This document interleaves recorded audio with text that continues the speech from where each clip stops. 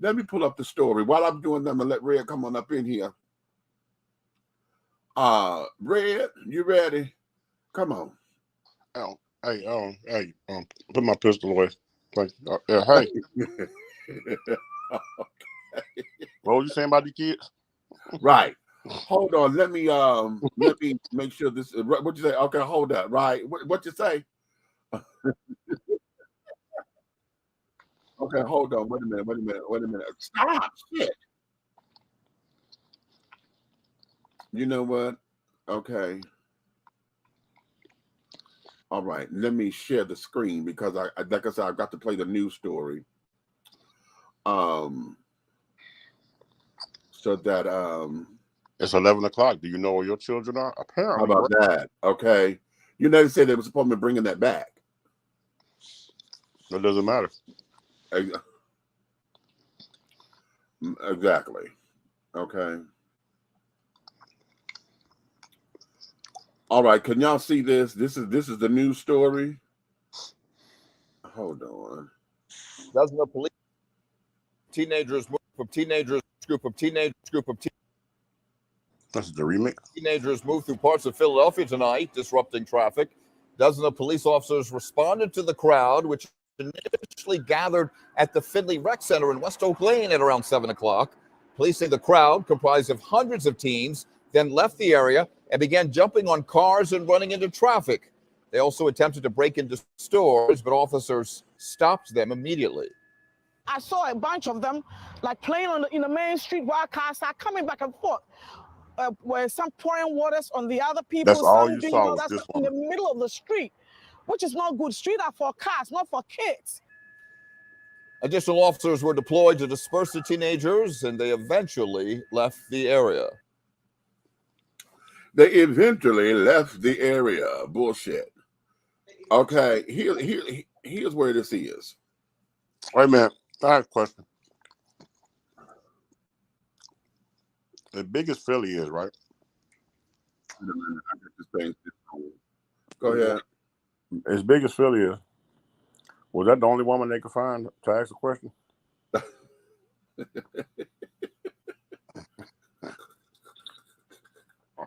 Okay. What is that car? Bully.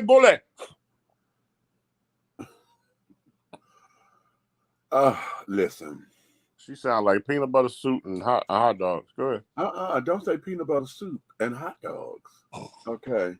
I've been over here. It's been very, very good to me. Go ahead. I'm curious because what I want to know, I want to really get into this. I wish I had. Oh, I'm so mad at myself because I thought I put that damn video over here. Because in the video that I had, one guy did get out his car and whoop one of them kids' ass. Okay. And the guy filming, he kept saying, he said, listen, he said, y'all gonna do that to the wrong car and then it's gonna be trouble. All right.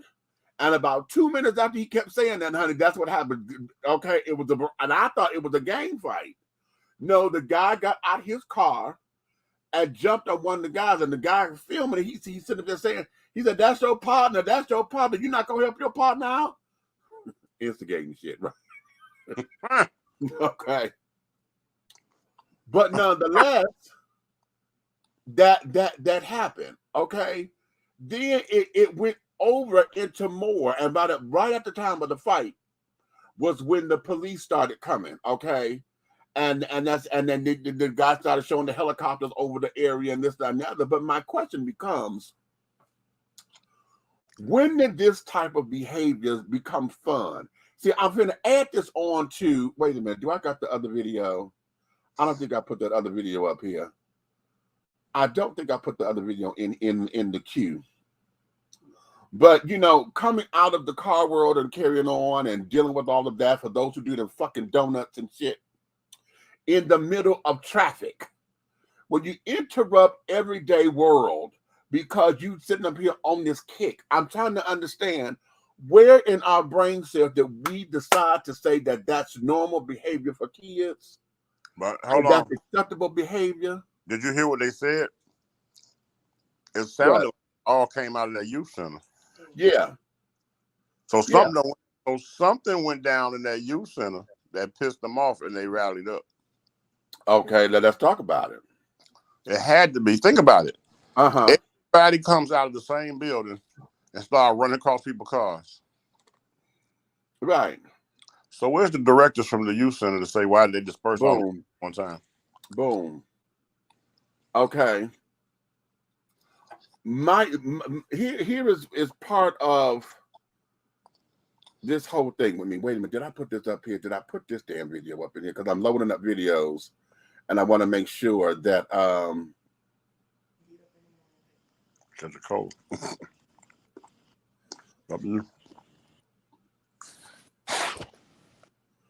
I'm gonna play this one again. Let me. I played this yesterday, but I'm gonna play this again now. We call each other brother. What does that mean? Brother, what's happening? Nothing, man. Brother, how you making it? Steady fighting the man. That's a dialogue of dead men.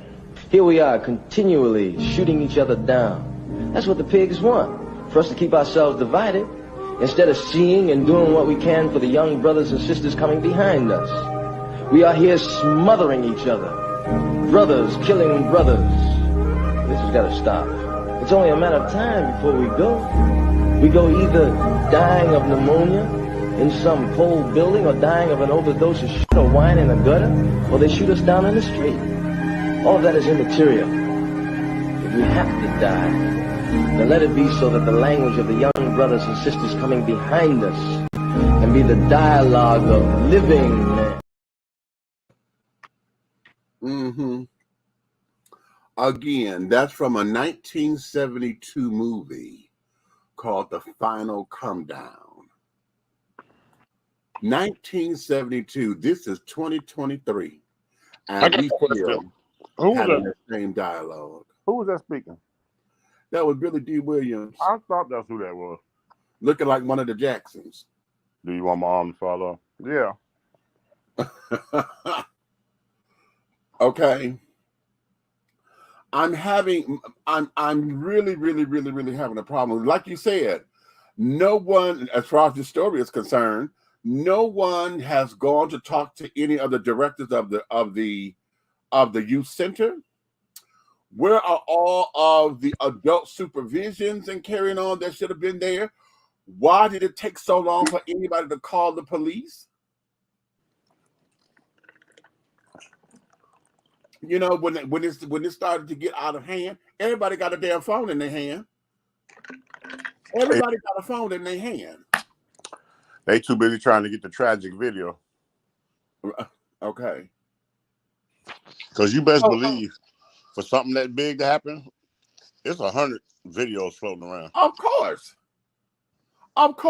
Now here's where I am with it. How come no arrests were made? Now you can't tell me that something should have went down to where they would disorderly conduct or something, because that was too much going on. There's got to be a backstory to that. Well, that's what we got to find out. And I wish Nikki was here, because I know she should be up on it. Mook, if you around, honey, Mook, I need you, honey. Mook probably at work too. Mook probably walking on the cars. Okay.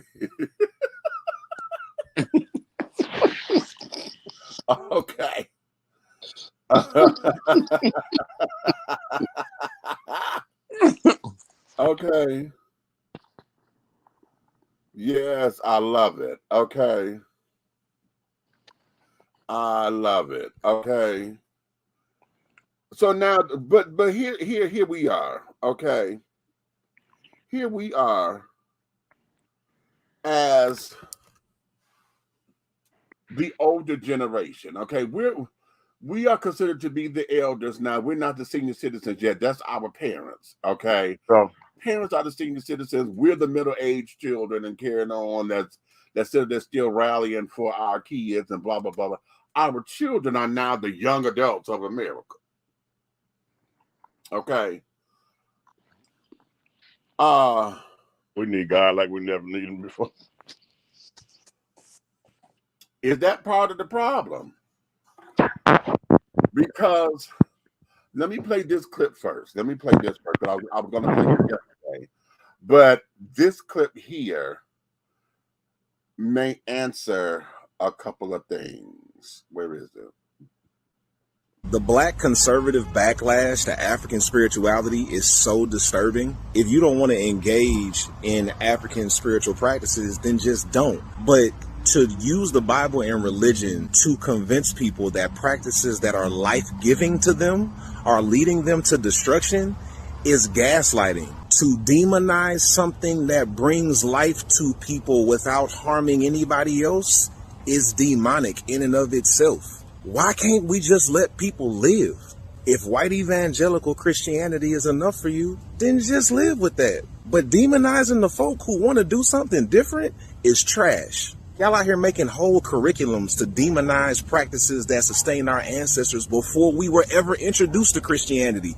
And I know Africans knew about Christianity before European colonialism, but Christianity isn't even old enough as a religion to precede the African spiritualities that sustained us. So before Christianity was even a religion, our ancestors had a spirituality. This shit is dead ass disturbing. Because I know people whose lives have been saved by African spirituality. Personally know them. And you know what I'm not going to do is talk people out of their lived experiences. And for everybody who talk about Jesus, he wasn't a Christian. He was a Jew. He didn't start a new religion. So if you're really trying to be like Jesus, you wouldn't be so hell-bent on Christianity anyway. Because he wasn't.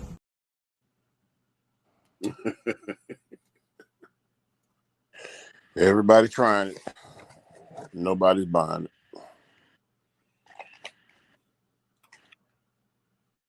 What's up, Mr. Evans? Wayne Evans is up here. What it do? It's going to do what we tell it to do today, baby. What you know no good. Okay? We have to hold our own children according. Okay? Too many of us, particularly black women, are upholding what these kids are doing. Well, okay. That would be the car my daddy was in. Okay, right. Ha ha! Hi, meet. Hey, Charles. Okay. Shaking my head, my damn head. Ridiculous. Okay, exactly. Okay, come on What's now. up, Buck? Okay. Charles say, hey, Big Red. What's up? But a lot of this, I'm really, it's the conundrum because see, when we talk about let's go there, Jam, because we talking about holding our own kids as responsible, accountable, according to their actions and carrying them. Because that's the other question that I have. After seeing all this on the news, because it done make the news and this, that, and that, you know your big head ass kids. How many of you parents got on y'all kids and say, what the hell are you doing out here in them streets? In these streets. Huh? None of them. They're too busy being their friend.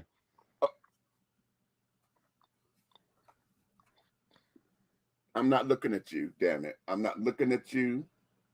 Mm-hmm. No, you ain't gonna make me nervous like that this early. What you say? They too busy being they damn friends. You got daughters talking to mamas like they grew up and went to high school with them. Hey girl. You got sons talking to their dads like they grew up and went to high school with them. What's up, my nigga? What? Wait a minute. But you know what? And see, we have ourselves to blame for that. Because when we sat down there and we don't want to be grandmas or grandpas, we got to have new names. No, I'm not a grandma. I'm a grandmama, honey. I don't look like my no damn grandmama. And this, that, and the other. And say we don't let vanity take over that. Anytime you're sitting up here, hold on. Will that what? Vanity, A sin. you know it. You know the Devil's Advocate, honey. That movie is my Bible of movies. One of them, honey. One of the books. Okay. When he said vanity, my favorite sin. Yeah. Okay. Vanity sits up and placates to all of this. Okay. And then on top of it, and it's still rooted in vanity, anytime you have your parents competing with you in the dating pool. That's what I got confused because through my experiences, I've seen a situation where a guy has sleeping with the mama and the daughter, and they live in the same house. In the same house. Now here it is. No, I'm saying he was dating, and they mom and daughter live in the same house. Yeah. He was the boyfriend of the mama. They break up, and then he ended up being the boyfriend of the daughter. Right. And now he's spending the night in the daughter's room. And then he spent. Okay, you know what? I'm not gonna run from the screen yet. I'm not gonna run from the screen yet, because see, it's that kind of nonsense that we sit down and we say yay to. You understand? We say yay to that stupid ass shit. How is you as a mama cool with that? How was you as a daddy cool with that? Because wait a minute. What did that? Wait a minute. We're no longer friends, and he's passed on now. But I had an associate. I'm gonna call him an associate for this. Tell me, he and his daddy used to sit up and run trains on girls. I said, what the hell did you just say to me? Excuse me a moment.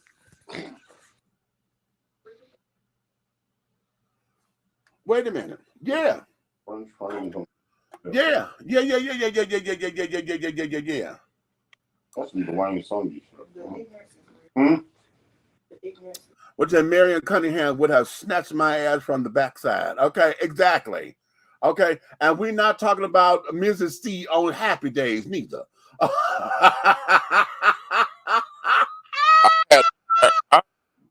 I just had a whole. What you talking about, Willie? You know, I know. When this child told me that it's bad enough that they got the same name because he's the third. My associate was the third. His daddy was the second, and blah blah blah. Okay, so they got the same damn name. And they look identical. wait a minute. They was a third. They were second and third with name, or second and third. It was they turned to hit the girl. Hey. Your guess is as good as mine, but I would say all of the above. Okay. And I was like, what did you say to me? Then I had another guy. See, here, I had another guy who would sit up and who told me about how he and his dad used to get high together because they were both on crack. Huh, yeah. Yeah, you understand? Yeah, not just, yeah, No, don't run. Come on back. Come on back. Father and son getting high together. They both on crack. Come on back, baby. No, don't run, sugar. You know what? That's a real deal issue. Oh. Yeah. Now he's gone too. God. Okay, he's gone too. Crack okay. is son, just say no and hand me my pipe. What is this? You understand? I'm telling you, wherever this is, and see, we get into this whole big old thing. I'm not finna sugarcoat this. Well, then let me give you the solo. Do that. I'll fill up my cup. Go ahead. We come from an era, and you know this. Yep. Where the uncles were the doggone initiators of behavior, worldly behavior. This is come on now. Okay, because I'm going there. Go ahead. Exactly. So you got to remember, I come from a time like what you just said. Like I had an uncle that when they babysit, or when he would babysit, he'll sit around. And I'm the cousin. The other kids was his kids, like his biological kids. Right. And he would sit around and roll up doobies for everybody to smoke. Right. And kick back smoke, and then he pouring glasses and paper cups for us of MD 2020. You was the wino too? So here's the problem that I got. It got worse with the particulars that was involved in the relationships with these people. right? Mm-hmm. You know what I'm saying? But the preliminary of it, you know, everything always starts. You can start with a butter knife, and if you keep scraping it on the ground, you got a razor. You know what I'm saying? Exactly. So This is true. as time went on, you know, people like to keep pushing the envelope. And that's how we got from the point of sipping a little beer and wine with your uncles to smoking crack with your daddy. That's how they got there. How about it? Well, you know Okay. what? Now, again, coming from that same era, because we the same era. Okay, my uncle, my daddy's brother, and he gone. Quincy. I mean, not Quincy. This was Spanky. Spanky gone. Okay, my uncle used to babysit us. Okay, and because my parents were working, you know, Spank was still a young man. He was in his teens, early 20s, babysitting us. Okay. Right. Well, hell, my mom and daddy used to be there with the card house on the weekends. Okay, so they were known to be the party house, right? But that was adult stuff that went downstairs in the basement on the red lights and the blue light nights, right? Right. So what my uncle would do was, in order to put us to sleep, I was the wino because he would lock me up on more MD 2020. Okay.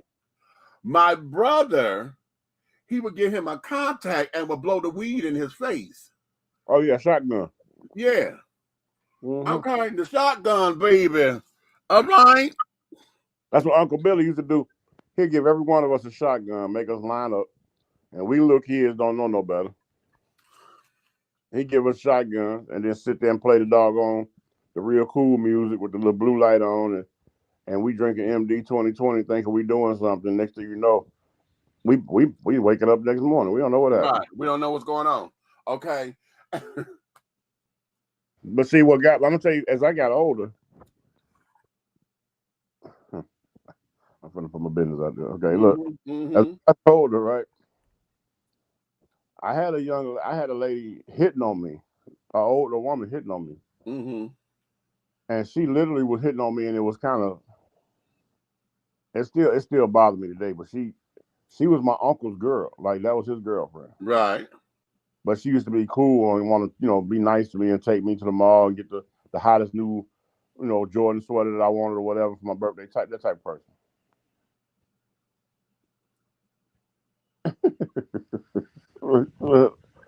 But look, at the same time, look, she picked me up one day. She had got a new apartment, right? Right. She said, "I'm gonna take you to the mall and get your birthday gift," because I asked for this actual authentic NBA sweater. Uh-huh. And she was like, after that, she said, "You don't mind riding out to my new apartment, help me hang my shower curtains and all that, just, you know, like helping with the little stuff. You know what I'm saying? Then I'll bring you back over here." So I'm like, I'm not thinking nothing of it. Right. But after she bought this doggone $70-something sweatshirt, we get in the car and we headed to, guess what? We headed to the west side to where her apartment was at. Imagine that. So as we riding, she started asking me questions. Now, I'm a teenager, young teenager. Right. She started asking me questions like, "So what do you like?" And I'm looking at her like, "Music? Like, what are you talking about? I like house music." No. Like, what do you like? Like, how do you like to be touched? Oh, do you really want to touch it? Do you really want to? I was like, in my mind, what? You know what I'm saying? And at the same time, I'm going, I know what's going on. I know, right. But my uncle was a little thrown off. I'm not finna try to smash his girl, and boy, he find out. You know what I'm saying? So exactly. So here it is.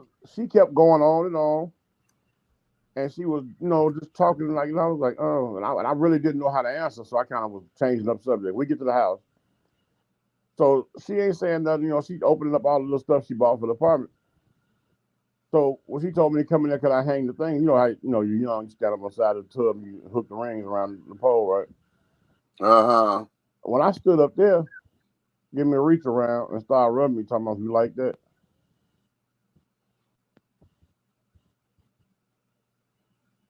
Not the reach round. Bruh. So she kept doing little stuff like that and trying to kiss me on the tongue thing against the wall. I mean, it's just a bunch of uncomfortable mess. Uh-huh. For some reason, my uncle showed up, and he wasn't even supposed to come over there. We supposed to meet him back at the house. Oh, that was God. And he showed up, but when it was, I went in the living room, and when he showed up, I laid down on the mattress she had down there. She hadn't put the bed together. I laid the mattress, and I turned her back like I was asleep when he came in. I'm like, I was like, I was that feeling was crazy. Like, are you serious right now? So Right. he talking. He was like, "Hey, boy, you woke? What you doing? It's what you doing at my girl house?" He cracking jokes at the same time. I'm going, Lord, nigga, please get me from over here. Right. So Right. when it's time for us to leave, I'm running to his truck. Uh-huh. She go, "Oh, you gonna make me ride by myself?" I'm like, "Oh, I'm like, oh, I was gonna ride with my uncle," and she was like, "Oh, you ain't gonna ride with me? I thought we were cool. We gonna talk. We going to the same place." So I was like, "No, I want to talk to him about something." So he, naive, he goes, "Man, go ride with her so she can quit talking." So okay, Daniel. He just threw you in the lion's den. Just threw you in the lion's den. Okay. So I go over there and I get in the car feeling like a rape victim. You know what I'm saying? So I'm sitting there like, we riding the whole time we riding. She reaching and stroking and touching and talking about some. Y'all don't be scared. Next time she said, "I think we'll hit it off real good." I'm like, that ain't cool. She was like, "What you worried about your girlfriend?" She said, "I ain't worried about nothing. Don't you worry about." I'm like, she just talking all the way. That was the longest ride I ever had from the west side. I'm sure it was. So here it is. Some years go by. He fall out with the girl. He get rid of her, whatever. And I finally, one day, me and him sitting there just talking, kicking, and I tell him, I'm like, "I'm so glad you got rid of her." I said, "You know, such. Here we go back to the subject that we're talking about. Uh-huh. What you think is what do you say? I don't know why you didn't go on and hit it. That part. Now, you know what? I had my neighbor,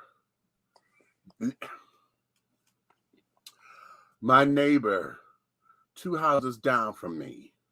Okay, Joe Darnell Sr., he gone. Joe, I'm talking about your baby. His girlfriend at the time, Miss Artie Ann. Okay. Artie, very attractive girl. Okay, very attractive. She was into older guys that carrying on, but she liked to play. Mm-hmm. Well, Joe, being the old cat that he is, okay, he know a hoe when he know a hoe, okay? Well, damn it, Joe came to me. I'm 16. Joe came to me. He said, "Yo, Meek, let me talk to you for a minute." I said, "Okay, Joe, what's up?" He said, "Listen, I know you come down here. You spend a lot of time with Artie and carrying on. I like that you're around my son and all of that, and you're really good people." He said, "But I just want to let you know something. I know Artie. I know." No, he called her Artie. We call her Artie AM. He said, "I know Artie. Okay." He said, "I don't want you to feel as though you trying to save my feelings." I said, "What?" He said, "Listen, man, I know she gonna come at you. And if the mood is right and you feel it, hit it." No, brother, I'm not doing that. What? Now, wait a minute. I was fucking mortified, right? I was mortified because I'm like, are you? Exactly. The implication behind all that, I'm trying to put this in perspective because I see you not necessarily like a father figure, but you one of the dudes on the street, on the block that we respect. Okay? But to come at me in that particular way. Oh, I was talking about Uncle Stanley, right? Okay. Was a mess because then he pulled this one. He said, I know her because she did it with, he had older kids, right? Right. He did it with his junior, Joe Jr. He did it with another, she did it with another one of his sons and somebody else. So he said, I know what she gonna do.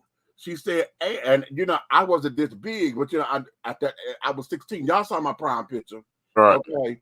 So I was slender, tall, this, that, and the other, and all of that. For 1986, you know, I was the cat's meow body-wise.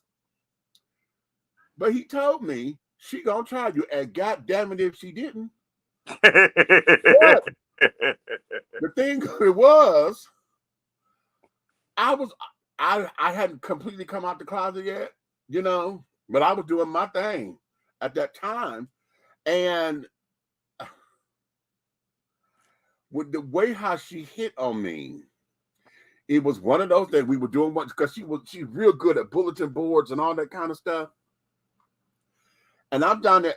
We were doing vision boards before it was a thing. Okay. Because she would sit down there, all her bulletin boards and stuff, and she would put pictures and stuff, you know, what we now call vision boards now. Mm-hmm. She would do all that and carry on, and oh my God. So we would, and see me, I never had the vision board like that, but that's why I collect a lot of catalogs and stuff, because we would cut out the pictures on the catalog. Oh, I need this outfit. I want that outfit. You remember how we circled them, and that's the one I want to order, blah, blah, blah, all that kind of stuff. Yep. And she came on to me one day. She come rubbing my back and things, and this, that, and the other. And I think that was that the day I told her I was gay. I got out of it somewhere. I forgot what I did to get out of it. But yeah, you know. But the point that we're making is their whole generation of, see, between me and we do that shit trying to be cool. And you know, but they don't understand the damage that it does. Like the person that you grow to be as an adult, like the way I'm able to still tell you the details of how she touched me in the whole 9 yards. Yeah. That done something to me that I probably don't understand things that I have been going through, and it probably came from that situation. Right. Right. Well, let's examine that, because one of the things that you said that sticks out in your head is the fact that she put you in danger, because the thing that you said, my uncle crazy. Bitch, you don't put me in a situation to where I know what he do over his girl with anybody. I'm family. And you try, there's no way I can get out of that. And you purposely put me in danger like that? How can I? And then how can you trust women from that particular point on? And if you really want to know the truth about it, I would be willing to bet that that's what shaped your mentality. Now you feel me? I'm willing to bet that. I'll bet on black on that all day. And that's what I tell people. You know, I'm a true believer in the smallest things that have been put on you are the biggest things that have been put on you. Oh, darling. And you know, even though the deed didn't happen 100%, but she did put me in a position of readiness twice. Right. Exactly. To where at any given moment, because she already touched you, she came on to you. What if you had went to sleep over there and you woke up to her accosting you? You understand? Right. How do you explain that? There is no explanation. And then on top of that, you know, because I'm going to put all my business out here. Okay. Bingo. Friends before parents. I like that. Okay. Mm-hmm. Preach. Okay. Okay. What is this? Not only ill-minded individuals. Okay. Kids having kids has tainted our community. It has, but Wayne, let's put that into perspective. I'm coming to the comments. I'm a double back to my story. Kids having kids is not necessarily the problem, because our grandparents were 13, 14, and carrying on having babies. Okay. Yep. And this, that, and the third. So that's not the anomaly. What is that kids having kids, but their grandparents were not there to assist with the babies, or the grandparents took the babies and never let the parents be parents. Well, the kids are still having kids, but the grandparents are still. And the grandparents kept collecting them, and never gave them the damn responsibility. But not only that, you got to remember now we have kids having the kids, and the grandparents are still in the clubs, and which is now the 2.0. You see, that's where it is. That's where what Wayne's comment is. That's where it gets its teeth. Mm-hmm. It's right there. Because now, what I said earlier, you competing, trying to date with your daughters and now your granddaughters. Because now you so busy wanting to be a fucking cougar. Oh, you know what? It started right here. This is where the statement started. Before cougar came out, and people were talking cougar. Before that, they started saying, oh, 30 is the new 20. Right.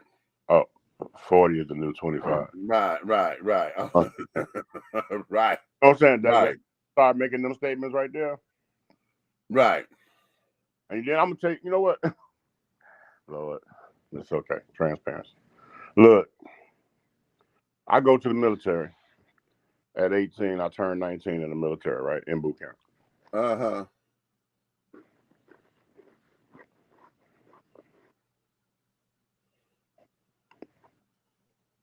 As soon as you get down there, you're on your own. Right. I'm talking about like after you graduate, you get to your first state. Mm-hmm. Grown man status then. The first night I go out in Norfolk, Virginia, I don't know nobody. I'm just gonna follow everybody to the doggone base club, and that's where everybody's going, right? Right. Get in there. I'm learning the protocol. Anybody ship crews out to sea, their wives are in the club. Ooh, okay. Right.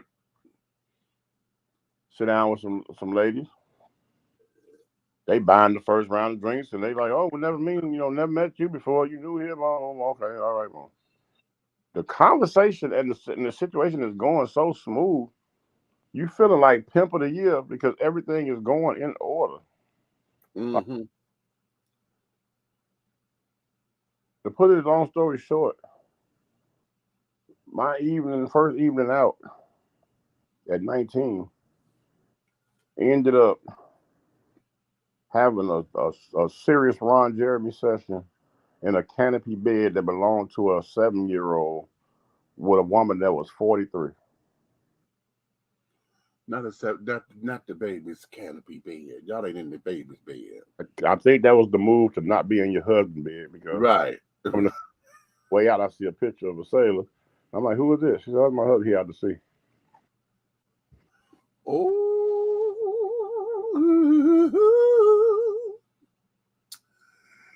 Meet, you remember the situation we used to deal with in the adult ed? Yeah, Jan and I used to work together at the last school of my last job in Detroit.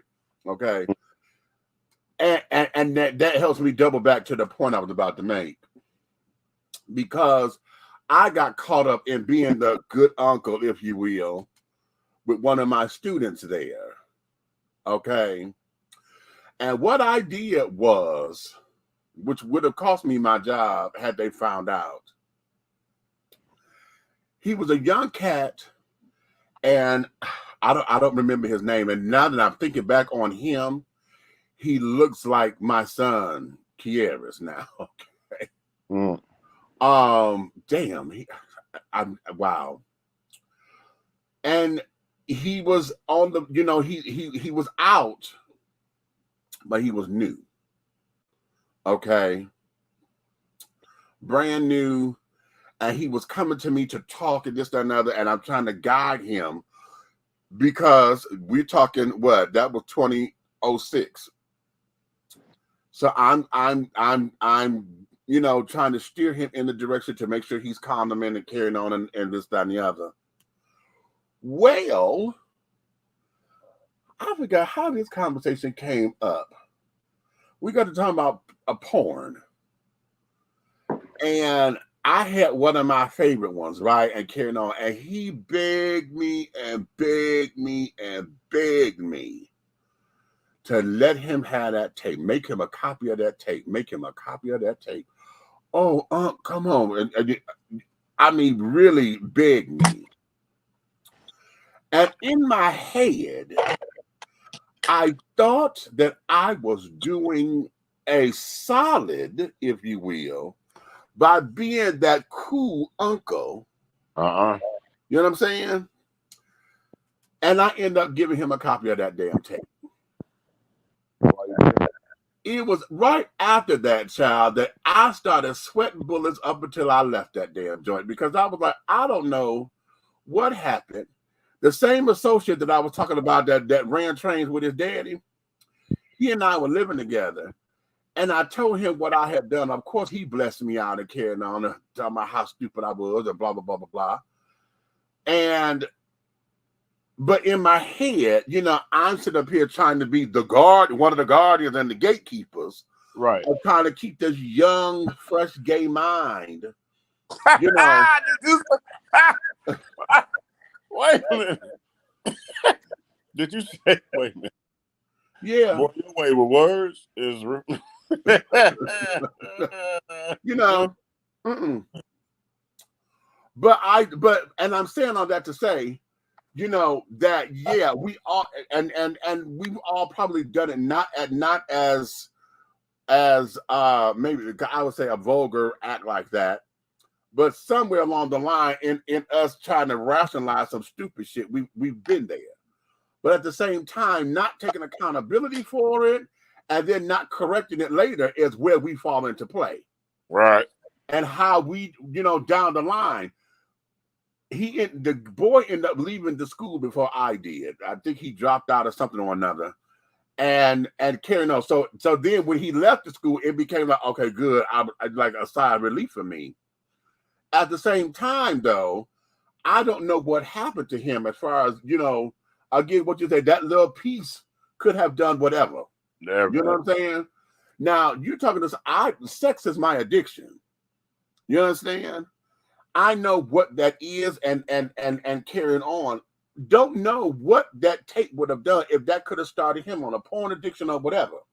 Okay. You gotta know something from things that happen in your youth, right? Right. You gotta know that sometimes it becomes a mental part of your DNA or a strategic stroke of the paintbrush that creates your heart form. How about that? Okay. And that's a battle. That's a cute little slippery slope right there. Right. So you gotta remember, because I believe some of the things that I went through, because it was always older women that was at me. You know, I can remember my mom. This one woman was, bro. When I say she was everything, like, you know how you got that one, your mom got that one friend that your friends need to wait for her to come over because you half naked and the body's so ignorant you don't know what to do. Well,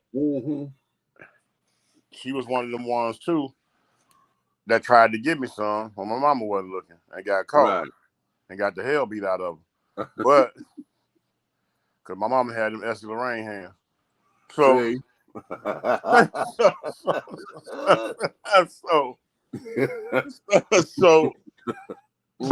just going through that at that age, because at that time when that happened, I couldn't have been. So I look at that. So soon, you know, you have a good time growing up when you're sneaking it. Yeah. Right? Yeah. That's the good. The good is sneaking it. But then when you get to that next age, which is the next one after the sneaking, when you can freely do it, that tells your DNA. And when I got to the freely moment, I was knocking it down so much 7 days a week that Hey, Miss Parker. Hey. Right. You know who that is, right? Hey, girl. You know who that was, right? You know who that was, right? No. That's Wayne from Atlanta Hot Riders. Oh, shit. Okay. Yeah. But the point I was trying to make is I looked up and it was almost like, because I hear you say addiction all the time. And then I looked up, and it's almost like I had an addiction to the free for all of being able to doggone just do all I want, because my room was a private area now, and I'm at that age.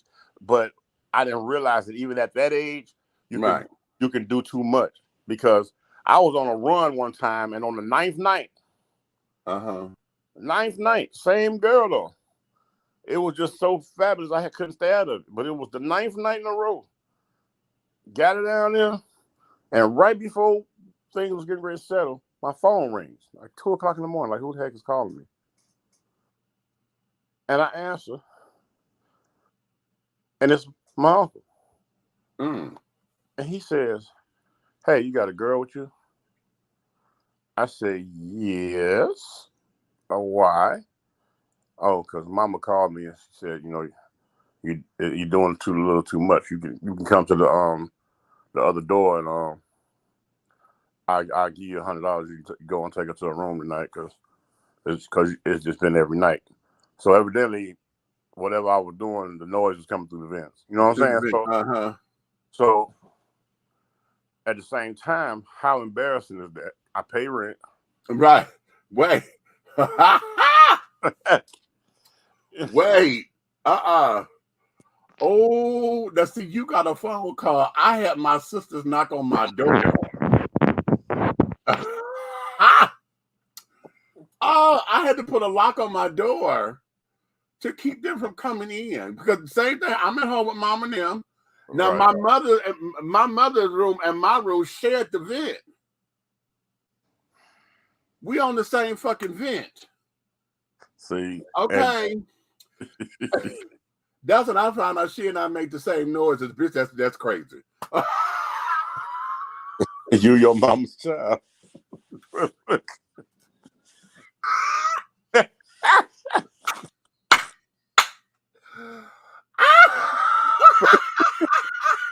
This dude right here, bro. He's funny.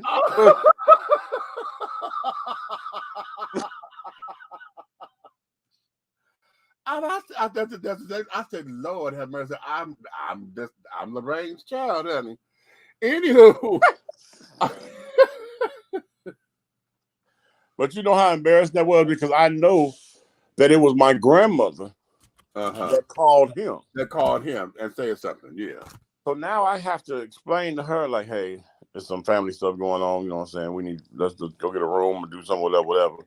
Which it was cool, because because that stuff the stories you tell me, this particular evening, having to leave to do the room thing turned into that exploratory thing.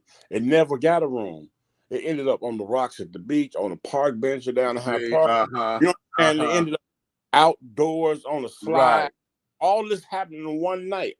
Yeah. Multiple locations. And I was like, well, shoot. Exactly. Right. You know, it was something about wrapping a blanket around you, sitting on a park bench, and somebody straddling you. Right. And just start working, and people walking by, and they like, you know, so they're like, oh, that's so cute.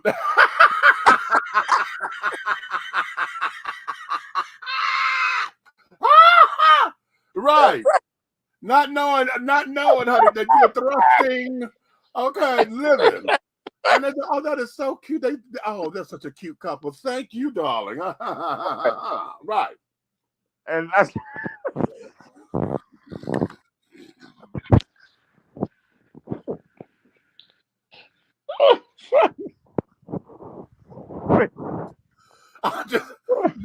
I just saw myself do that in my head.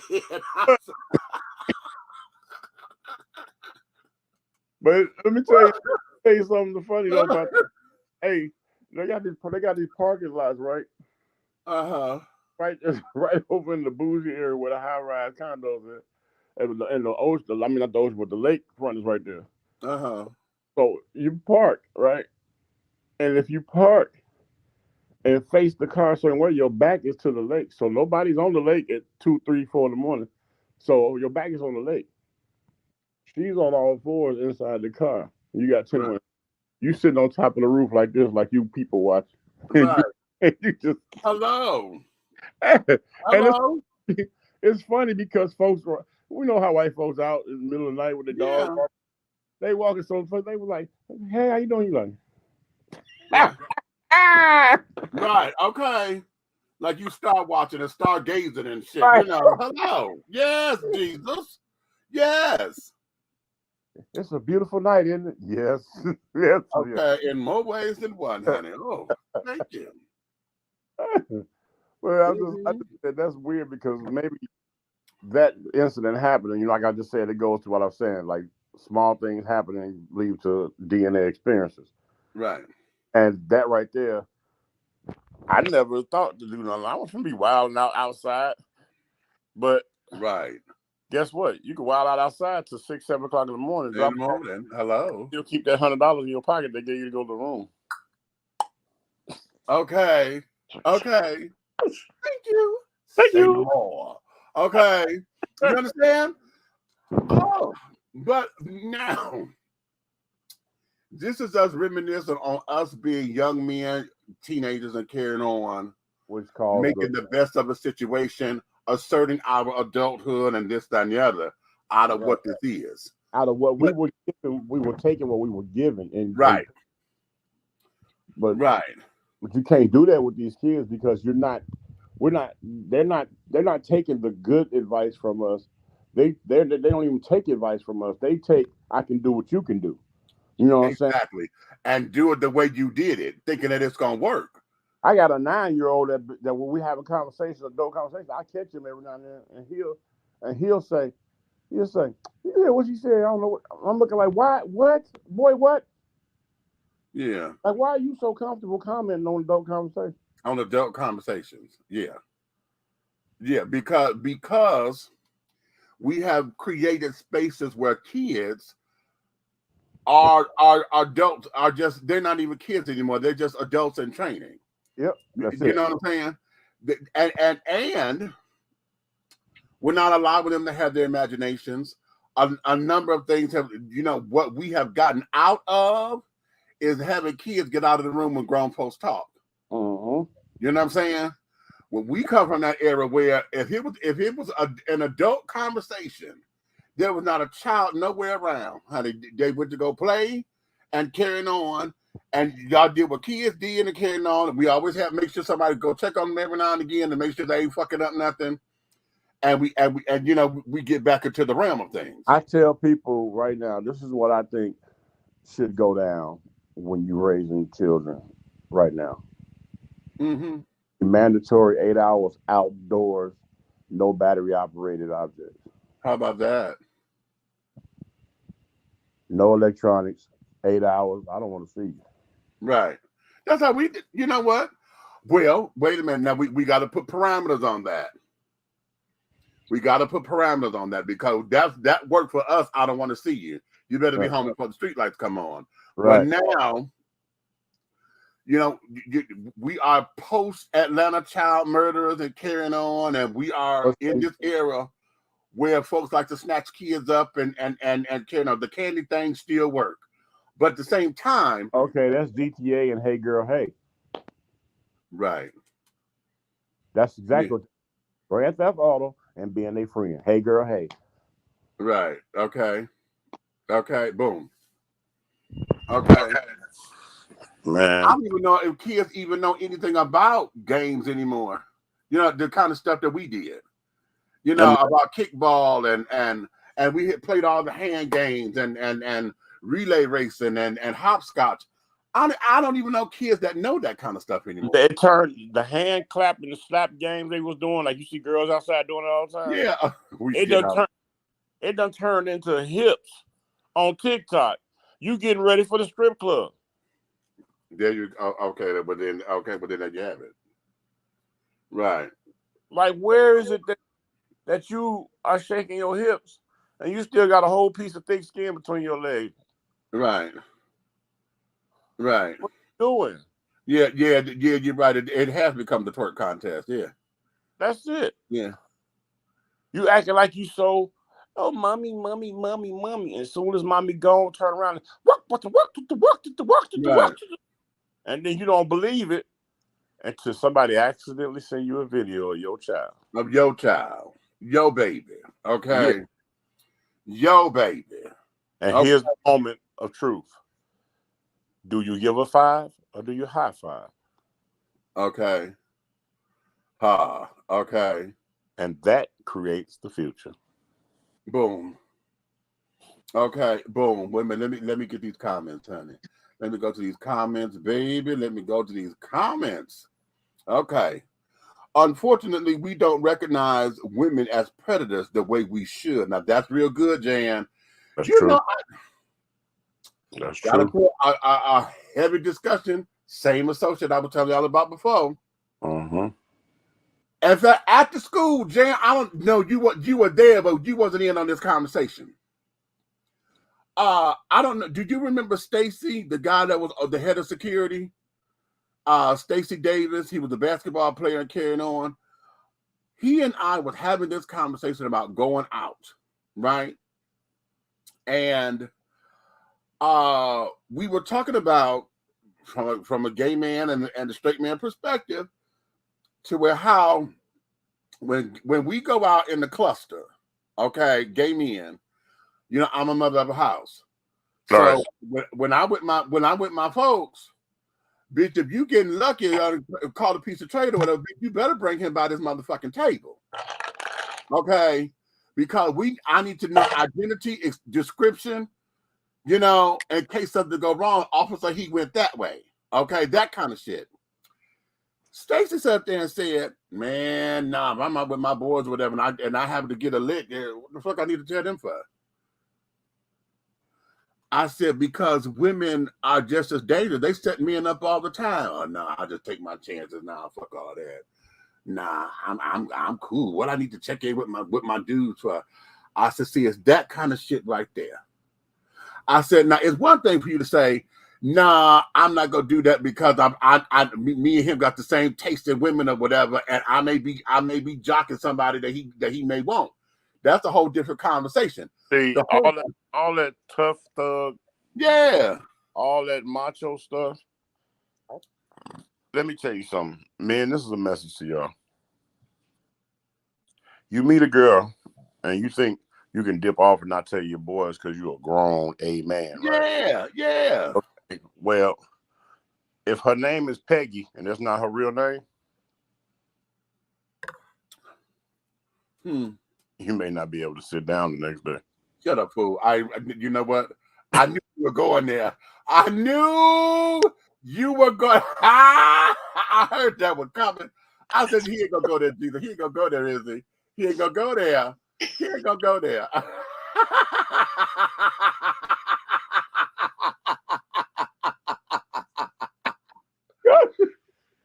You know what? Don't you make me pull out of found. Because Peggy might be a little stronger than y'all. Okay. Listen, I done found an apparatus without the tool, honey. I got the belt. Somebody left it at the job. Yeah, I got the belt, honey. I bought it home just for shits and giggles, honey. Okay. So Artie Ann was the community coochie primarily, you know. And she was the doorknob. Everybody okay. That goes back to being friends over parents. Okay, right. That's right. Everyone had a Miss Parker in the hood. Yeah, I put that one up there. ARH in the building. Okay. AHR, what's happening? AHR. I said it back because I know I heard myself just now, honey. I was a little dyslexic. Okay. Old people used to say, "Why are you sitting here looking at my mouth?" You know what? Yeah. Right. Okay, because you know, especially I was one of the precocious ones, honey. And I talking as a hobby. So mama know I was gonna talk. Okay. No, you sitting up here being a tape recorder, get your ass outside. You know. Old people used to say, "Why are you sitting here looking at my mouth?" That meant get lost while grown folk talk. Okay. Do you remember that Clint Eastwood slap in the mouth? Okay.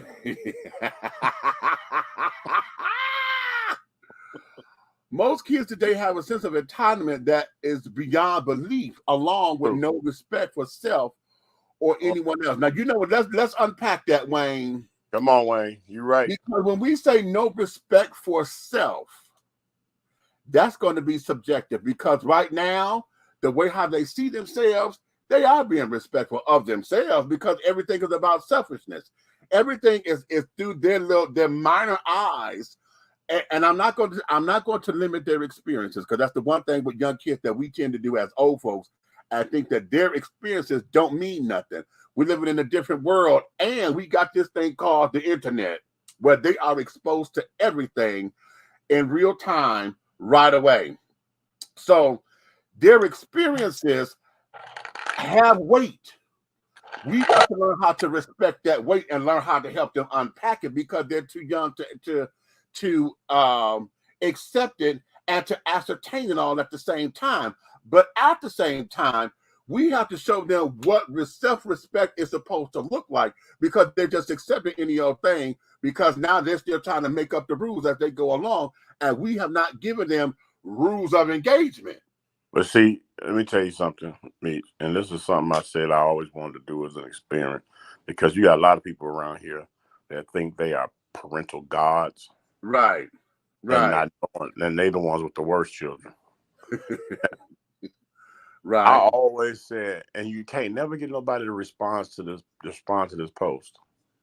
Right? Uh-huh. Bet your life savings that we hook your kid up to a polygraph and ask if they still a virgin. If you feel like your child is a virgin, bet your life savings and do it. Nobody wants to take the bait. Of course. Because you want to stand on, oh, I know my baby not doing nothing, verbatim, but you don't want to doggone test it. Right. Why? Because you know you have exposed your child to more than they should be exposed to. Listen to me carefully. I had to have the talk with my nephews. Okay. And the talk I was having with them was the step 2 talk. Okay. Because we already know birds and bees. They know what babies, they got that one. This was step 2. Okay, you always wrap it up. You keep the condoms on you. Okay. And I teach my nieces, you got a purse, bitch, there better be something in your purse. Yeah. Okay, because in case he get dumb and oh baby, ooh, no. But then I had to tell him about what statutory rape is, right? No means no. I don't give a damn at what level you are at. No is no. Period. Oh, I thought it meant no, not right there. No, okay. And this here, and we have to go basic that way, because see, in the basic conversation, the whole S&M world are carrying on of sexuality and practices and stuff.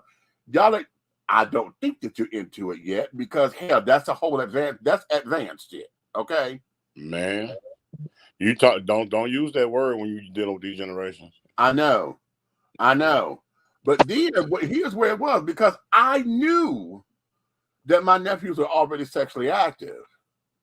It was the age that fucked me up. But I felt it in my spirit, and I wasn't around them at the time.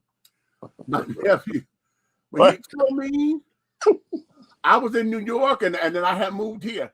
He told me he first got his little piece when he was 9 years old. Me too. Okay. Yeah, I was 8. See? Yeah, I was 8. Yeah. Oh, yeah. America, if you want to know what we're talking about, when we were growing up, the babysitters were a little different. Okay, right. Valerie, yeah. Uh-huh. Okay, so that's it. Valerie. I've done everything with JJ except have a child. Okay, so I tell you what, I have a question for all the men that's watching. This is a question of masculinity. Uh-huh. You're standing in the neighborhood, you kicking it with the fellas, you decide to shoot, with the neighbors basketball in the community, right? Right. And when men having men talk, it gets kind of dirty sometimes, right? Right. And they talking about the girl in the neighborhood, they got the fires head game. Right, right. And they steady talking about the girl this and that, the girl that, and the girl that. Now, granted, everybody doesn't know everybody, so everybody's just talking. And they like, oh shoot, oh yeah, she sucked you up too. Oh yeah, blah blah blah. Yeah, yeah, you too. Oh yeah. She 5. Oh, she 5. And then another guy walks up on the thing, and let's say, hey, what's up, fellas? What's going on? Dapping up everybody. He say, what y'all talking about? We talking about the 5's head on the block. And he say, oh yeah, and drop your daughter's name.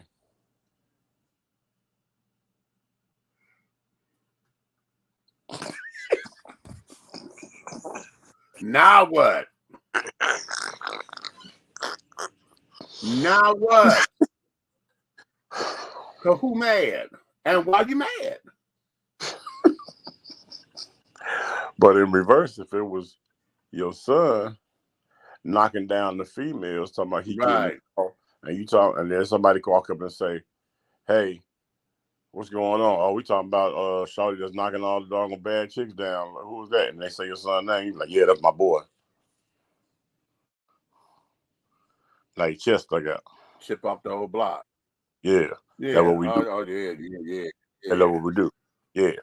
Yeah, that's that's the Taylor thing. You know how we work. Well, why you didn't cheer your daughter on when she was out here sucking up? How about it? Okay, right. Mm-hmm. That part cheering. That part the cheering.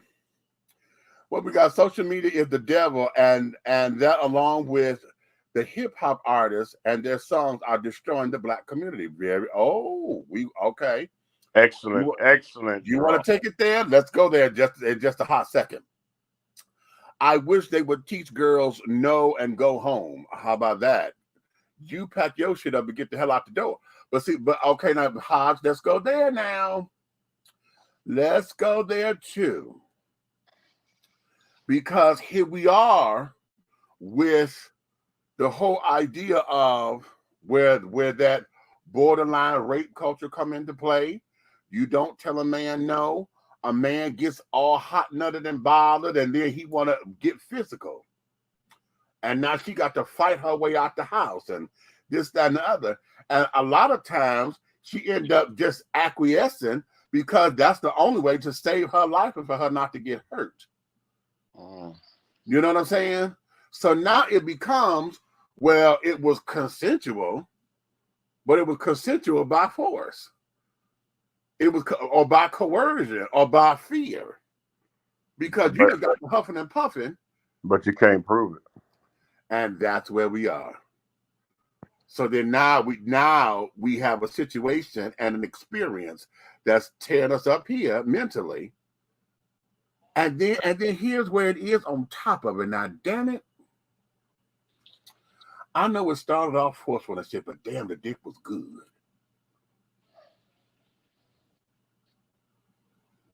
Then you're like, okay, well, wait a minute. This wasn't supposed to be this. Okay, you know there are relationships in America that came from being a woman being raped, right? Of course. But could you imagine the mentality of the man that did the raping and the woman that's doggone? She hugs him and it's like and starts crying and don't leave when you coming back. Because that destroyed his power. So now let's look at that now. If a woman took the rapist's power like that and totally, now you're talking about emasculation. See, the whole idea of that was for him to have some kind of power over a woman, to assert his masculinity, because a lot of times he was the one being teased. He was the one that was considered to be soft or blah, blah, blah, blah, blah. So this was a means of him reclaiming his power, blah, blah, blah, blah, blah. But if she snatched that from him like that. I know a story of south side of Chicago where then they have these little hallways where you walk through the outside door and then you're in the hallway where the mailboxes, then you open the door, go up to the apartments. Yeah. A guy was waiting in the hallway and snatched a woman up and raped her in the hallway. Uh-huh. But her mind was so strong. I commend this woman. that she dog gonna start giving it back to him while he was trying to give it to her. And was all over him, and he had the time of his life in that hallway. Right. So much that he thought it was so consensual that they exchanged phone numbers. Got you, nigga. Right. He got mad at home with the police. Of course he did. Of course. Of course. And again, you know, resiliency. Okay, that's a whole different conversation. Right. Because that's not being strong, that's being resilient, honey. I got to come out of this with my life because I don't need to get any hurt worse than what this already is. Right. You know what I'm saying? So the whole idea behind sex and carrying on and the mechanics of it, it's never meant to be painful. Okay, so anytime anybody forcing themselves on you with the stroke, yeah. But once you get into where the stroke is cute, then it becomes, okay, how do I flip this? Because now this is all about pleasure. And she took that control. She took that control because he was no longer the aggressor, blah, blah, blah, but she was. Which probably turned him on. Yeah, that's true. You know what I'm saying? Because there's a lot of men out there that want to be not necessarily chased, but during the art of sex or whatever, they'd like for the woman to be aggressive. Yes, Lord. You know, and so that becomes the turn on. I have to agree with you on that one. You know.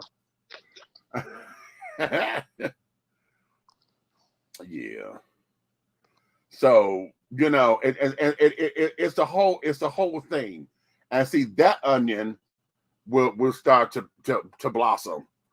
Okay, because there's so many different dynamics in that to where we as a society, and this is so that way, we as a society claim to be a Christian nation, and we claim that we so stuck archaically up here that sex is only for procreation. Okay, but at the same time, everybody understands the pleasure of what sex does and what sex is and carrying on. And we refuse to have those conversations. We refuse. And I'm going to tell you what bothers me the most about the refusal. And that there is our generation that got everything that's in the news now about them wanting to shut this down, shut that down, and et cetera, et cetera. That's us. Okay? That's us being grown-ass people running our mouths. And we're the last generation of what it means to have a village to raise the kids. We're the last generation of Schoolhouse Rock. You know, we know what this was. Let me pick your mind for a minute, okay? You know, on this. Okay, let me pick your mind on this entire thing. Okay, rape-wise, right? Right. I want you to answer this question, though. All right. How does a prostitute know she's been raped?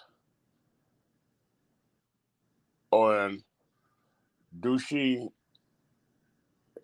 able to use a regular rape kit? Like, would it work on her? Or like, how would you know she's been raped if she's a famous prostitute? A lot of that, I guess. Well, let me see. How can she cry rape? Well, she can cry rape if I said no, I don't want to be bothered with you. But how can you tell if she was raped? Huh? How can you tell if she was raped? Well, it would be her word against his because of her profession, and especially if she's known and famous, and the police been trying to lock her up, or she'd have been locked up a few times, or whatever. Yeah, that would be the struggle. That would be the struggle. So they don't have a. What? Yeah. I'm sorry. I just got a personal message on the subject of somebody who's watching the show. Okay. They said when she got a black eye, that's how you know she was raped. But we don't know if that was from the pimp or not. That is so.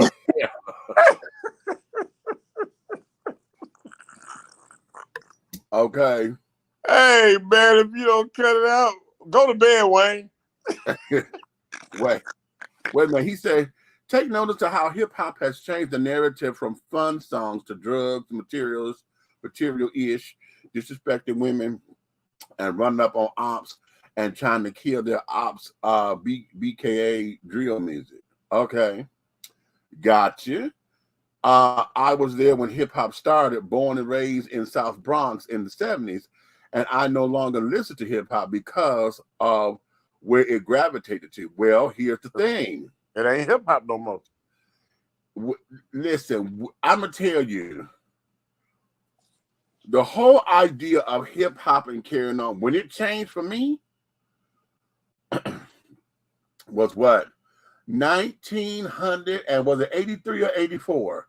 When we had Luke, NWA, it might have been 85, and all of that, Ice-T, all them children, where it became what it became. Because now, it became the soundtrack to all these hustlers out here who running dope. It became the soundtrack to, the whole street culture and the break dancers and this, that, and the other. And now we have all these young boys in the hood who wanted to express themselves about the shit that was going on from the street sense. But then it became weaponized because not only did it start talking about bitches and hoes and getting this money and glorifying that life, it then became the measurement of masculinity. Because, and I said this on the show yesterday, if you were not listening to the gangster stuff and was still listening to the Fresh Prince of Bel-Air, and was still listening to Chubb Rock, and was still listening to KRS-One, you was considered soft. So then the whole idea of this became a whole battle of who's man enough to do whatever. Which is why when women came into the game, so we had the cute little women stuff. I mean, hell, I go all the way back to, a lot of folks forget that Angie Stone was the first rapper, as far as the globally female rapper with the sequence. Okay? So with her and Angie B and Cheryl the Pearl, when they were the Sugar Hill Gang girls, okay, that there was the first. And then came MC Light and Moni Love and Queen Latifah. Okay? And that set there, when we had the cute little songs, it was cute. But then all of a sudden, we had to get the little Kims, and the Foxy Browns, and this, that, and other, because now it became about the whole sex of it. So now you out here half naked. What was that to be at the damn Grammys or whatever that was? And you out here with your titty out with a pasty on, and Diana Ross go over and cup you.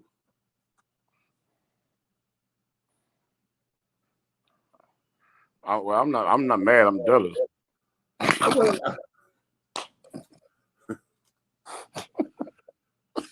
She cupped that girl, and a lot of folks, that was so disrespectful. Was it really? No. Was it disrespectful? Or was that because I'm gonna tell you something, in our community as black folks, damn well Big Mama would have did that on the porch. Bitch, what is this? You better get yourself in there and put some clothes on. Well, and don't get it twisted. Ross was from the Brewster Project, but she a project girl, honey. But okay, now, and everybody could debate whether or not she stepped her way to the top. So if you want to talk about the original hoe, Ross got credentials, bitch. Okay. Check her whole facts. Okay, right. Okay. Not her car facts, but her whole facts. Right.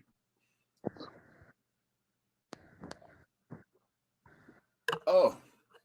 And yeah, I'm only drinking this was the Lipton powdered tea mix, child. That's all this is. I'm not sitting up here getting full yet. But wait a minute, where are we?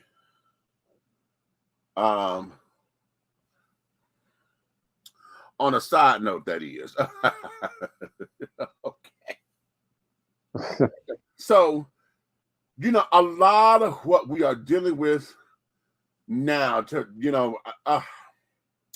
I'm just having issues, and I wish that we would all devise a plan so that we could put something. This is a call to action, children. This is really a call to action. And the thing of it is that we're not going to reach the masses with this call to action unless we have to become individualized.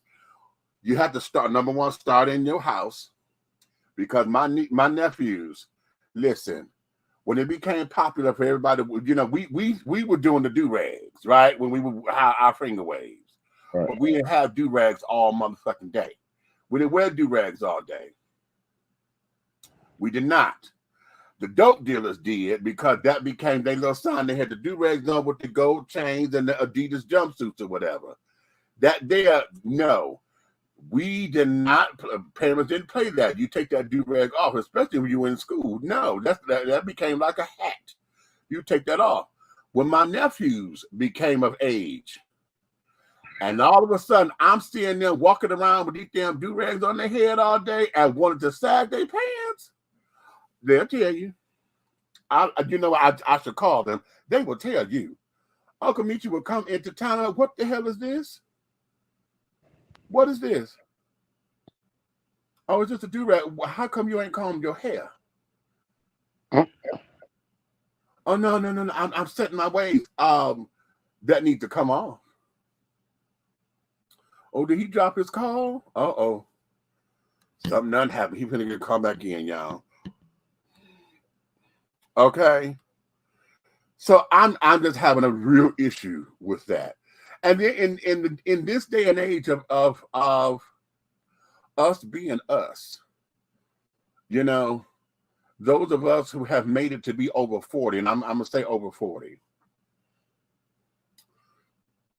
Those of us who made it to be over 40.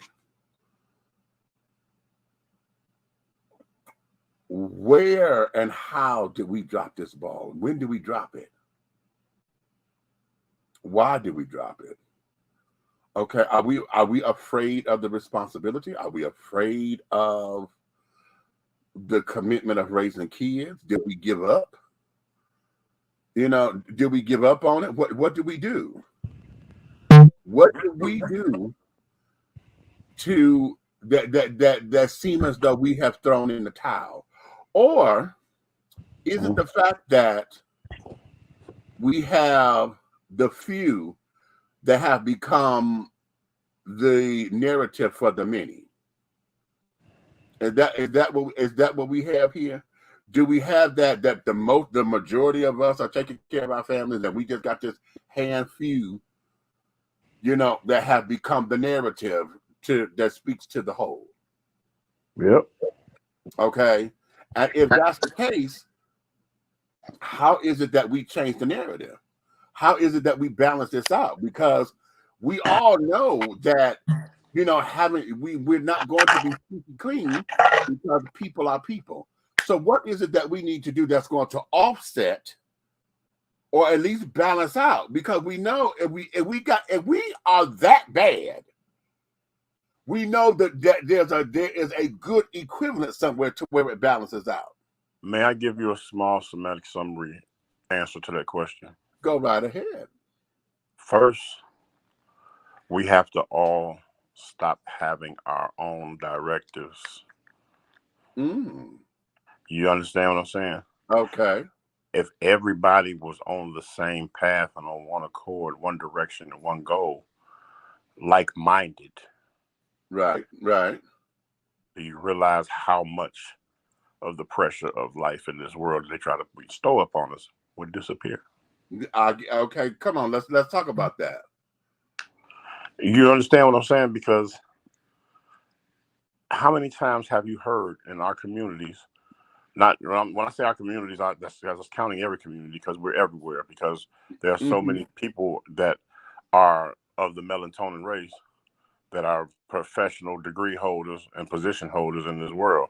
You couldn't stop that. You couldn't even stop the creativity path of our minds creating things in this world that we use every day as a people, whether you want to count us out or not. You cannot get to a stoplight and wait for it to go green, red, or yellow without a black man being the one that created to put it up there. Do you understand where I'm coming from with this? Let's do But it. yet still, the narrative will never change because we don't have one agenda. How about it? Let me play this clip. I may have to take this down, so if y'all watching this in the archives and I'm saying play this clip and it's not here, it's because I had to take it down because of copyright reasons. But yeah. You don't like my teaching methods and you think I should be replaced. Well, I don't like what's going on in the real world. And the only way we can deal with that is by what we do in this classroom. My father drives a bus in Brooklyn, not because he isn't intelligent, because he didn't have an opportunity to go to college. But you all do. You all do. But regardless of your degree, I am telling you, they will think you know less than you do because you're black. It's not enough for you to be equal. You have to be better. We have to be better. And it's my job to see that you and we are. I guess I got a little too pumped, but I take this very seriously. So that's where I'm coming from. Anybody who doesn't like it, there's the door.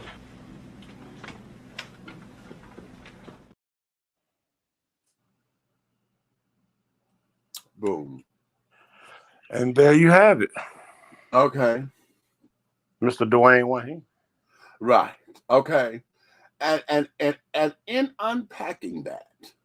I like to unpack that.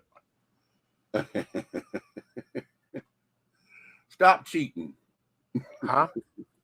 No, man. I said stop cheating because mine ain't here.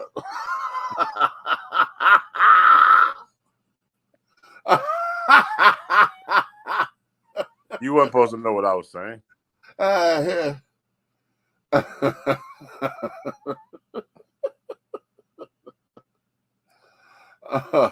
That's all right. I can make a phone call, or hell, I just got a text. So anyway.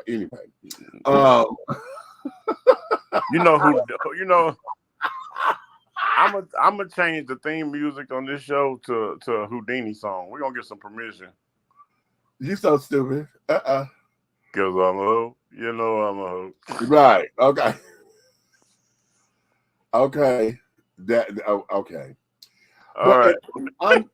In using that, you know, a lot of us, you know, that's from a different world, of course, and coming into that whole idea of education, understanding that we have to be better than our counterparts in order to get treated half as good, you know. Do you remember how much? Okay, it's ironic you put that up. What was that? Different World, right? Okay. At that time in TV, right? Right. There were several shows being aired that showed the uplifting or upper class of the Afro-American families, right, holding positions and being pillars in the community. Right. And I'm starting to think that the whole Bill Cosby thing, going to jail thing, I think he saturated the airwaves and a lot of production deals and a lot of things he did to put out that powerful black movement to show that we are a force to be reckoned with within this world. We, you know what I'm saying? We hold a majority of the degrees. Right. I believe that whole Bill Cosby setup thing was not only the power that he had when he was taking over, said to me, I'm not going to speak on them, but they might shut us off. But when he was in a position to take over certain conglomerates, I believe that whole thing was a punishment for even showing or giving us the idea that we can doggone be a smarter race than them and we can take over them. I believe it was a punishment for that. I've been saying that all the time because now there was something that went out to say he had a second bid or tried again to buy the network. said network. Okay. Right. And he was in development of another Cosby show to go on the to go on television. Okay. Yeah. And at that time, you know, in order to dismantle him when all this came about. Okay. And so how do you discredit anybody, honey? You go to hits. Okay. And carrying on. I've always said that. And then here's the other thing. It's not that we didn't always have it, because I take everybody back to Sanford and Son. Okay. One of the things about Sanford and Son that none of us gave him credit for is that they were never on welfare or nothing like that. That man was he was an entrepreneur. He was a businessman. They were constantly running their own business. Okay. With good times, everybody wanted to equate, you know, the black struggle with good times. And yet, it gave us that. Okay. But it also showed us our resilience, because James and Florida and JJ, they always had a hustle going. Of course, in the beginning of the show, they was always stunting. Okay. When the show first come on, but then they flipped that to have an honest hustle going on. But right? What was great? Do you remember how the show? You remember how the show spent to the point where JJ was a breadwinner, doing very well. Right. His struggle paid off, but yet he was still in the hood. Right. Exactly. He was still in the hood, but he was able to do better. He again started his own art, the greeting cards at those store and all that, you know. Yep. Doing that, he got being able to paint the murals and all that around the city. You know, he got commission, so he was able to get into honest hustles. All right. We had the Jeffersons, businessman. You own 7 stores. Okay, was able to move from the lower west side all the way to the east side, up in the high rises and stuff, honey. Well, y'all making coin. Y'all got Bellman and carrying on. Okay, Weezy getting furs, and y'all going to, they had to create the help center. From the ballpark to the high park. How about that? So when the Cosby era came, we then were able to see black families in real situations. Okay. Yeah. For them to take for them to take that, and the parents, they made them 2 of the jobs that everybody wanted to be on career day: a doctor and a lawyer. Right. So you got a doctor and a lawyer. So you really pretty much said back in that time, I just put, let's say per se, I just put about maybe $270,000 worth of income in that household. They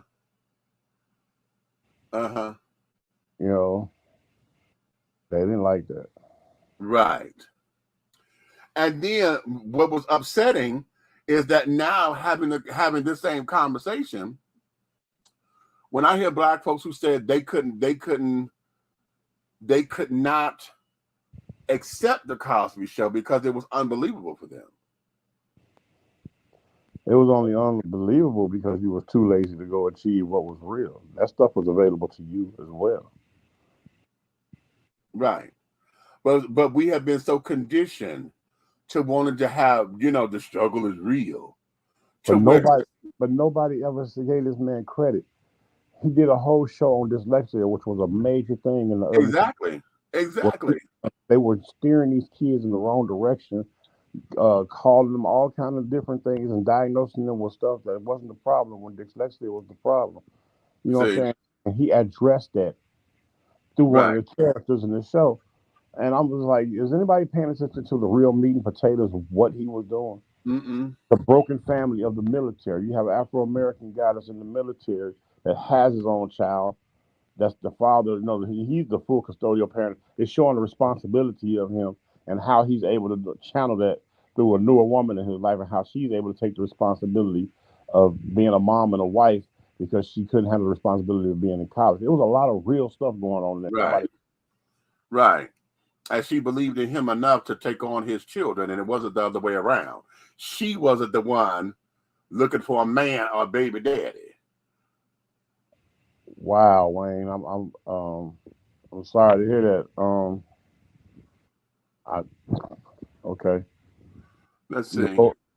Most parents are afraid of the youth, aka their children, because they have respect for no one or them. Now you said that, okay? Most parents are afraid. Now that's lovely. I like that. We need to come together as a people and spend black dollars in black businesses. But with that said, we need to do right by our people who spend their dollars instead of the bullshit that we go through with black businesses. Now, okay, that's a whole nother topic. Wow. Okay. You know what, Wayne, that personal text you just sent me, I'm gonna be honest with you, it'll be awesome if you can set up something for us to interview her. If she's willing to do it. I don't know what type of gag orders or stuff went on with that situation, but it'll be an awesome thing if we can set that up. So okay. But a lot of that, a lot of that era and carrying on, a lot of folks missed the point. A lot of folks, when we were striving for black excellence, when we were striving, I mean, even because we had the Cosby Show, we had a different world. We had Martin, we had Living Single. We have 4 women and 2 brothers. Okay, highly successful. One was an entrepreneur. Wait a minute, hold on. It was more than an entrepreneur. Max was the lawyer. Khadijah was the newspaper owner that started her own business. Okay. And you got the girl, Regine was the fashion guru. And she was a buyer. Remember, and she was a buyer. The upscale of Alone the Woods. Come on now. You better come on now. You better understand that. I bet there nobody ever caught that. She was Walona Woods 2.0. Okay. And then even with Sinclair, who was considered to be the ditz, okay, even though she was working, she still was successful. She was working with her cousin. And out of everybody, she was the one who got the man first. Oh. Okay. And he was over maintenance with nobody under him and nobody over exactly. Him. Another entrepreneur spirit. And Kyle, he was advertising. He was advertising exec, right? Yeah. So, okay. Yeah. He was the real boomerang. Right. Okay.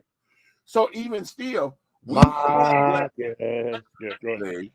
we had black excellence, even in Martin. Martin was the entrepreneur with the radio show who ended up creating his own network and this, that, and the other. Mm-hmm. Gina was the advertising girl. Yeah. Pam was working with the company too, but then went on her own because they were trying to do a spinoff. Because remember when she became the record executive A&R person, that was supposed to have been, that was the pilot for her spinoff, so that didn't get picked up. Mm-hmm. Okay. Tommy, everybody joked about him not working, but he was the entrepreneur, the hustler. Okay. Even Cole, the jokester, okay, supposedly the freeloader, but hell, even he was able to make a couple of dollars here and there. He worked at the airport. Boom. So we had all of these particular shows. I mean, hell, the Jamie Foxx show. They all were in the hotel industry. Yeah, they owned it. A black-owned hotel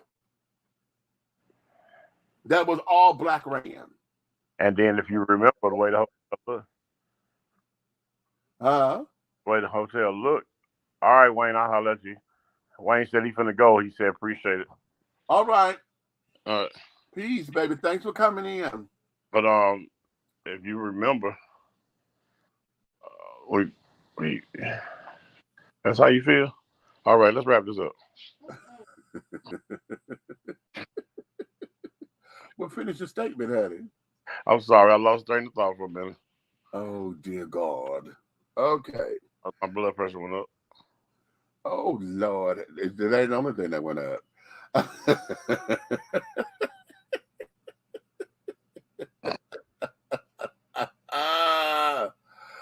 Okay.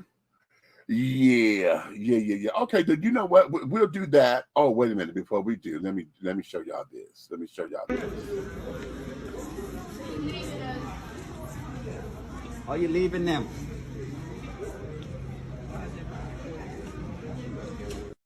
Oh no.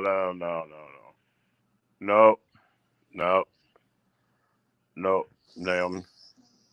No. What was that? 150 inches? What was that? Are you leaving them?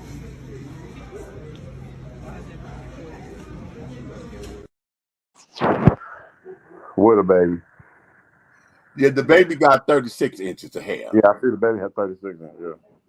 Okay. No, they got that from Royal Extensions. That's it. It's Royal Extensions Atlanta. All your hair care needs, best quality of the bundles. So, Okay. Yeah. Okay, and then the thing of it is, she got the baby like that she's carrying. right. Not the baby walking, she's carrying that child. Who was that? Don't know, honey. That doesn't hit the interwebs, honey. And we're like, okay, I want to see her go out the door. Who's going to? Everybody keep telling us in the comments that I've been reading, somebody needs to step on it. No, I want to see who's going to hold the door open for her when she's walking. I'm gonna be honest with you. The first thing I would do is step on her. I want to see her get through the door. Let me see who's going to hold that door open for you. Like Miss Thing, you did with your hair what Miss Thing did with her train in Coming to America. Uh-huh. Okay. Like somebody was supposed to just automatically just, and then of course it's nasty because it's dragging the floor like that. Oh, I was just getting ready to say that she is transportation for dust mites that move across country. Dust mites, ticks, fleas. Okay, yeah. all of that's in that hair. That is not a glam track. That's an Amtrak.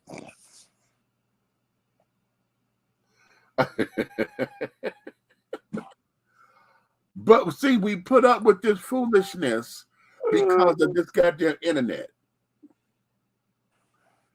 We put up with it because clock it.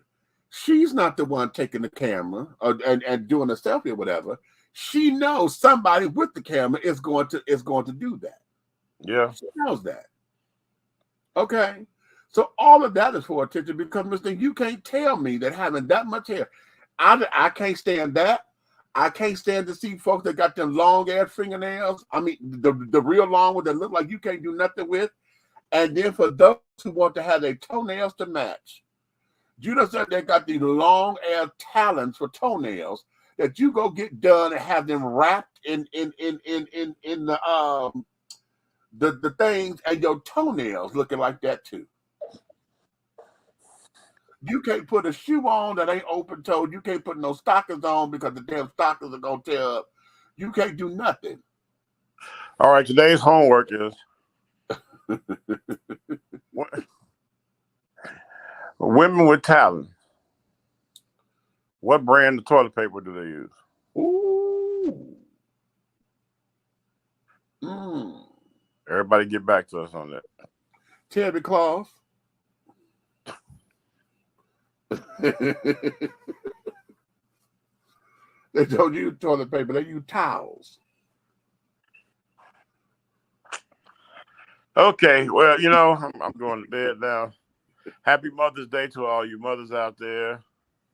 Happy birthday to all you father mothers. Hope that you all have a blessed day. Good time on Sunday. Hopefully somebody cooks you a meal. But know that don't be the one to make your wife, the mother of your children, cook the meal, because that would make you a mother. So Baby. Come on. We gotta ride one of these. I'm not getting on that shit, man. Well, we don't ever do nothing when we go out of town. My cousin broke both his ankles last time he got on one of these. Your cousin is slow. That ain't got nothing to do with the thing, malfunction. Then you come on to try something new. You don't never want to try nothing with me. Okay, man. All right, come on.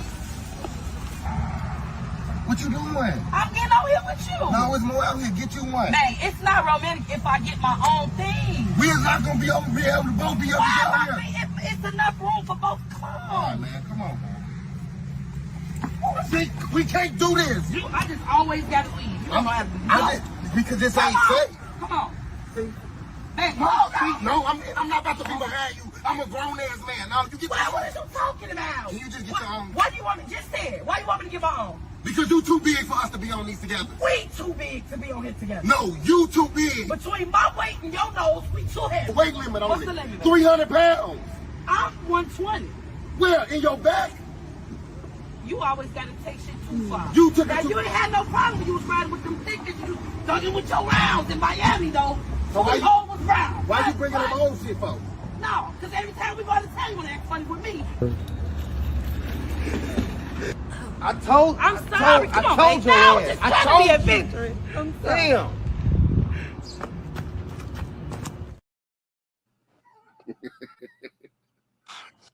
That was the response that you say, don't have your baby mama cook because that makes you a mother.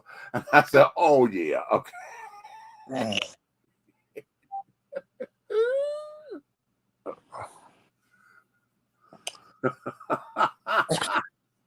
I'm going to leave that alone. Yeah, duty calls, honey. I'll talk with you.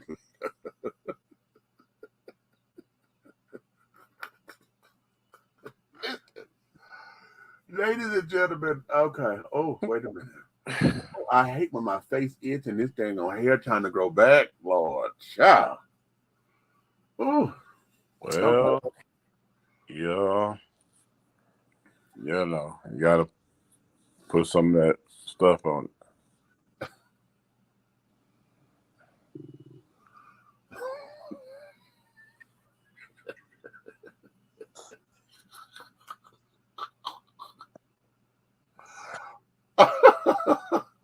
The moisturizing cream that I use, darling, or body butter that I use, honey, is you know, it's very soothing.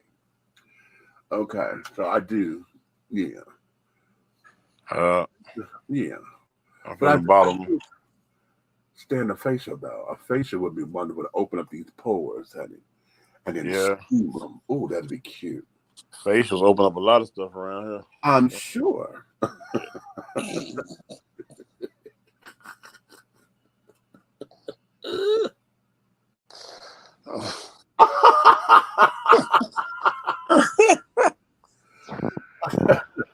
And if done right, you get jewels as well, pearl necklaces and things. Hey. Get your hot peanuts.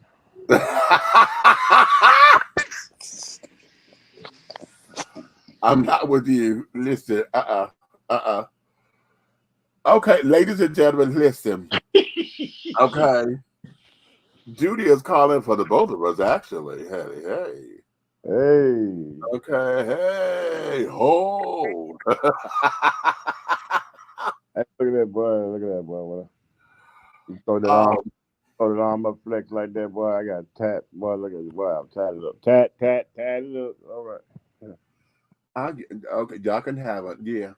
Somebody got to do it. It won't be me. Before we go, let me redo this, honey. Y'all got to listen. Let's sit down and talk about what we need. We're in this together. Ooh, let's do the right thing. Yeah, we all win in the end. Oh yeah, let's do the right thing. Yeah, we all win in the end. We need to do the right thing. Yes, and this one here.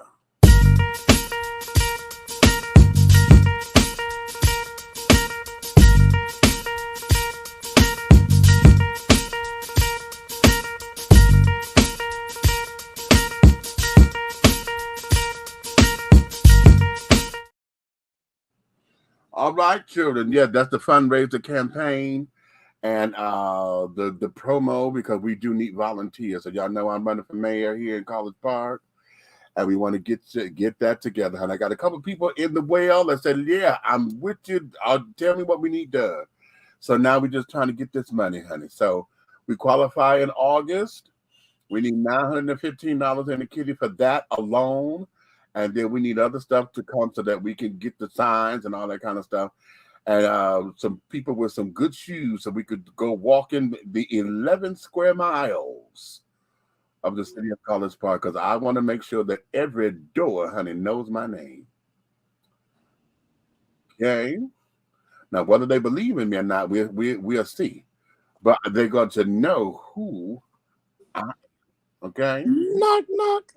Who's there? See? I bet the neighbors know my name. Huh? Okay.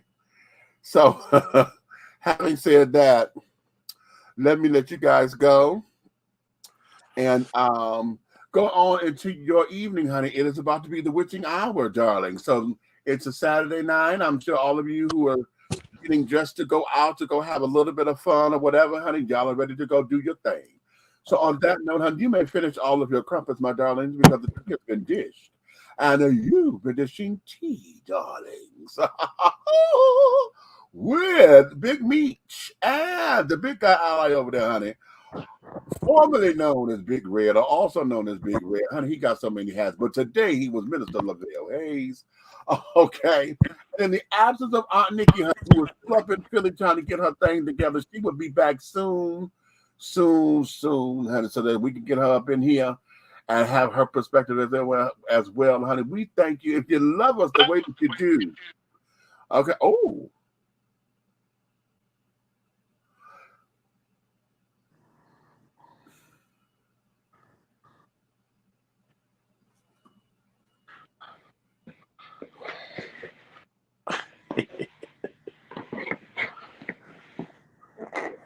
that's cute. That's real cute.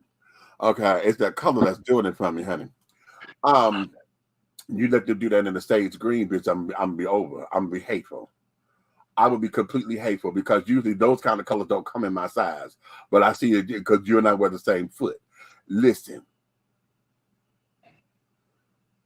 you know, And I anyway, got straight from the Coach store. if you love us like you say you do, honey, tell all of your friends, your family, honey, your crew to come on in to like, subscribe, share, honey, with all of your people, honey. But if you hated us and think that you're going to neck rollers and finger snappers and point fingers and colors and gisters and this, then you could tell all of your motherfucking enemies to like, subscribe, and to share. Because one of the things that you will understand is everything that we're doing over here, honey, at 3 the Hard Way, the Syndicate, honey. That there is Addition to Entertainment, that's Atlanta Hot Radio, that there is at Artist First Entertainment with Let's Talk Without Nikki. Everything that we're doing, honey, will move forward in any way, shape, style, form, and or fashion. So on that note, honey, thank you, thank you, thank you, thank you, thank you. We love you. We appreciate you, honey. And we're going to see you at another time. Again, tomorrow be a Mother's Day, honey. Thank you to all the mothers out there. And we appreciate you. This is my second one without mine, honey. So those of you who you still have your mothers and carrying on, make sure you embrace them and give them all the love like you never have before. And that doesn't mean that you have to go out to buy something, honey. Most of the time, particularly when you're adult children, your mother wants your time now. They just want to spend time with you. They want to see you, call them, tell them something, honey. Get down into their words for a minute and shower them with love, peace, understanding, and harmony. So on that note, my darlings, until the next time.